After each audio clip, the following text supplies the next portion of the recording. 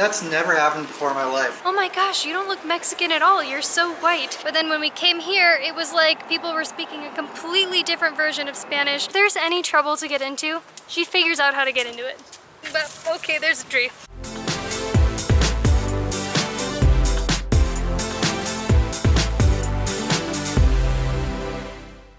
Hey Tangerinis! I'm Jordan.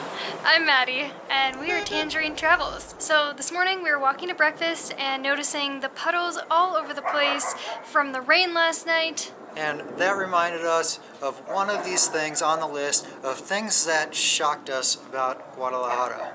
And that is how much rain it rains here.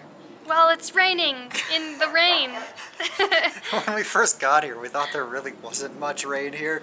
But then we got a few months later into rainy season, and we're like, holy crap. Oh my gosh, this is actually the most rain that I've ever experienced in my life. Because I've lived in Phoenix, Arizona from the time I was born, and there's really only one time of year, the monsoon season, where it rains a whole bunch, but even then, nothing compared to the rain here. First of all, it not only rains almost every single evening, but some of the time, they're just torrential downpours. It's crazy. We can hear the rain right now.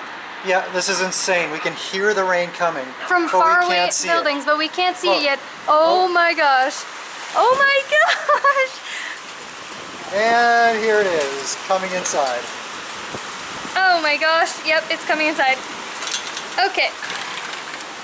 This is crazy. Oh my gosh, it's hailing. There's a whole bunch of hail now. Holy crap! Oh my gosh, oh my gosh! Oh my gosh! It's hitting the window. And the street looks to be flooding. Alaska's rowing. That's never happened before in my life, where I could hear the rain coming, but the rain wasn't here yet. Have you ever experienced that? No. Oh, more hail. Oh my gosh, it's like, it's really hitting the window. And we have an overhang here. Yeah. Oh, that one was huge. Yeah, wow. That was the size of a marble. At least. Do you want to go play in the rain? No. You mean you want to go boating? So yeah, rain here in the city is no joke because within, I don't know, like 10 seconds maybe, then this hail, rain, it's like flooding on the street already. Alaska's freaking out. No, Alaska, no, off the bed. Oh, she's scared? She's so scared. Her hair is standing up. What? Oh, it's okay. Oh, don't worry. Me so tightly.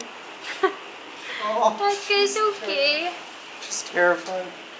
Are you scared of the rain? Well, this is something I've kind of been surprised about Mexico in general, but specifically Guadalajara, since it's more of a modern and advanced city that I would think would have the infrastructure for this, and that is recycling. And to be honest, I don't know if we don't know about it, or if maybe this happens at the trash processing plant or something, they sort the recycling, but in most parts of the US that I know about have some type of separation of recycling, whether that's a dumpster or a bin or something. Here, I think there may be somewhere where you can take glass, like glass bottles, and you sometimes see people fishing those out of people's trash so that they can make money from them. But I was kind of shocked to find out that a city this big and this westernized, or however you want to call it, would not have an obvious recycling program or process. So the next thing that really surprised us about Guadalajara are the cheap mixed drinks. A lot of places here where you can get a shot or a mixed drink for 20 pesos or less. And traveling around Mexico, that really wasn't the case. It was almost always like 60, 70 pesos. Which is surprising, especially drinks that have tequila in them. You would think they would be super cheap, but not always the case throughout Mexico. The next thing that kind of shocked us when we got to Guadalajara was the fact that there are so many white Mexicans here. And just to give you guys some background on this, the majority of my family is Mexican, and I've grown up with people saying to me and my family, "Oh my gosh, you don't look Mexican at all, you're so white." So I think I pretty much got that in my head that if you were white, you weren't really Mexican, so coming here and having so many people speaking absolutely fluent Spanish and very obviously Mexican, that was kind of a shock. A cool shock though, because then I actually fit in being Mexican and white at the same time. So as you're watching this video, you'll see that they're not all negative or all positive. It's going to be quite a mixture. But the next thing we thought was really cool was the bike rental deal they have here. Unlimited bike rentals for an entire year for 365 pesos. 1 peso a day to get around town. And you can use it as many times a day as you want. So another thing we were pleasantly shocked to find out when we came to Guadalajara, I almost forgot where we are, is the amount of vegan and vegetarian restaurants that are here in the city, because prior to this, in a lot of northern states of Mexico, there's a lot of seafood, a lot more seafood, and then a little bit more seafood after that. So not too many options for people who are trying to eat a more plant-based diet, except for maybe plate of fruit. So here in this city is a great place to be eating plant-based and healthy. There's lots of options for various types of diets. And right now we were at Carne Garibaldi. We wanted to stop here in the mall, La Gran Plaza, for lunch. And we were also curious if this place was going to live up to the speediness and deliciousness of the one closer to Centro? Ish, yeah. Ish. Well, as it turns out, it is faster, and I thought it tasted better, but this is not a good example of a vegetarian or vegan restaurant. In fact, quite the opposite. Quite the opposite. So we are peacing out of here because there's a storm of brewing. It is rolling in, dark clouds. There's a scary man walking up behind me. So another thing when we came to Guadalajara that we were completely shocked about was that in previous cities that we had visited in Mexico, northern and coastal cities, we thought that we were getting a pretty good handle on the language, so we could understand most people and have basic conversations. But then when we came here, it was like people were speaking a completely different version of Spanish that we had no idea about, and we felt like we regressed a lot. Va a quedar igual en la hoja, pero en la información ya va a quedar correcto, ¿va? No entiendo. Repite, por favor. No sé la última palabra.